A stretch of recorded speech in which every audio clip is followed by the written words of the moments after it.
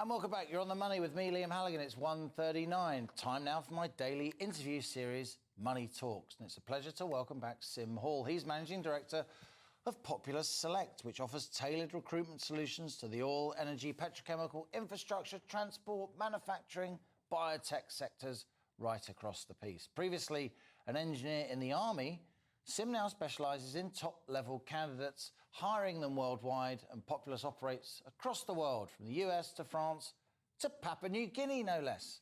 And here he is in the studio, Sim Hall of Populus, my latest guest on Money Talks.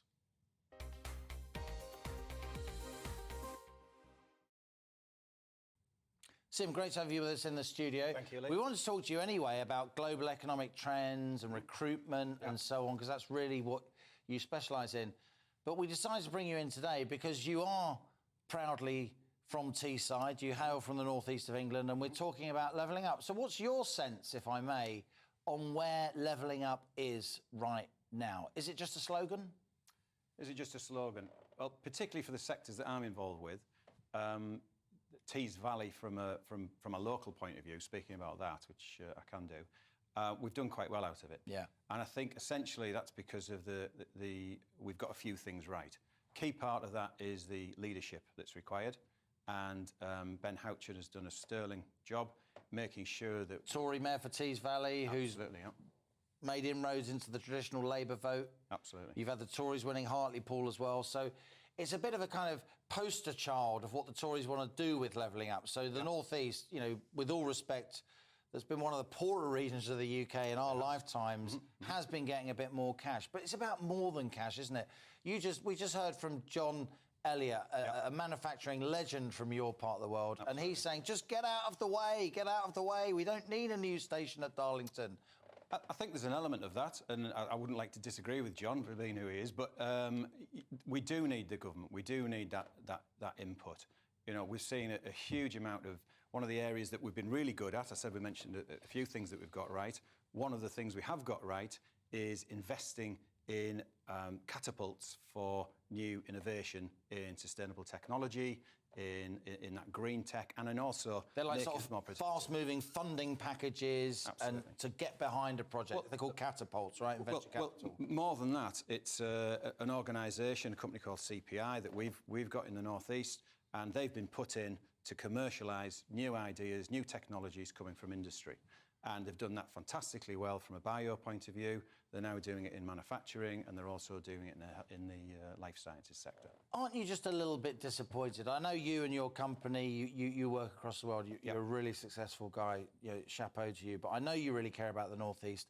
Where are the free ports? Where are the enterprise zones? Where are the post-Brexit policies that we were meant to get? Yes, we've had a pandemic. Yes, there's a war in Europe. But shouldn't the government be getting on with it?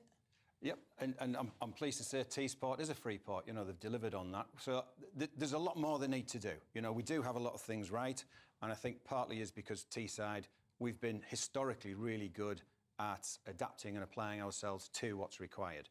And what needs to be done, in my reviews, is to further investment in those catapults, further looks at different areas that are going to improve our productivity and our sustainability, but also this continued investment where we need the input from government to make these areas more metropolitan, to attract people and providing some infrastructure. Absolutely. And public sector money and then private sector money will be attracted by that clustering effect. And people. Yeah. You know, some of the figures that you're talking about, and we've seen from the ONS, that are really important. They give a snapshot. Yeah. It's not giving the full picture. Yeah.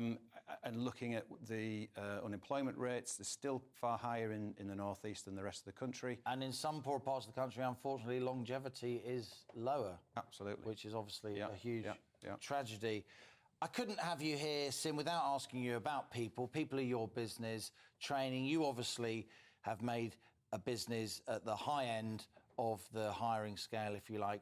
But what's your general view on skills? We hear a lot of chest beating. We see endless pencil sucking among the policy-making classes. We haven't got enough apprenticeships. We haven't got enough trained people. Some of the younger people are a bit work shy. Do you recognise any of those trends? Would you counter those impressions? I do recognise them. You know, we've drastically underinvested in those, and now one of the effects that we're seeing from what's been going on recently is the older workforce have made the decision to retire, and that's created this huge exodus of people out of the market.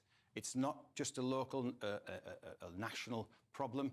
This is international. Really? We're seeing. Well, you would know. You would know. We're working with, for instance, some life science businesses in Boston, Massachusetts. Wow. And they're struggling exactly the same. Boston, the city of Harvard, MIT, the technological, you know, centre of the world in many ways. They're desperate for people at a higher level. I mean, a lot of people just haven't gone back to work after the pandemic, right? Exactly. They've had a bit of time off and thought, hang about, I've got a few quid in the bank. And also, people are choosing to where they want to work, where they want to live and work from. And again, this comes back to being able to attract these people back to our area, this diaspora that's disappeared either at university level when they've graduated or before that, and they've gone to different places. We need to make sure that it's an attractive place to come, live, train, pass on those skills. Well, if there are some decent jobs, you know, you're with all respect, your top most talented youngsters, they might go away for a bit, might go to uni, might go somewhere else.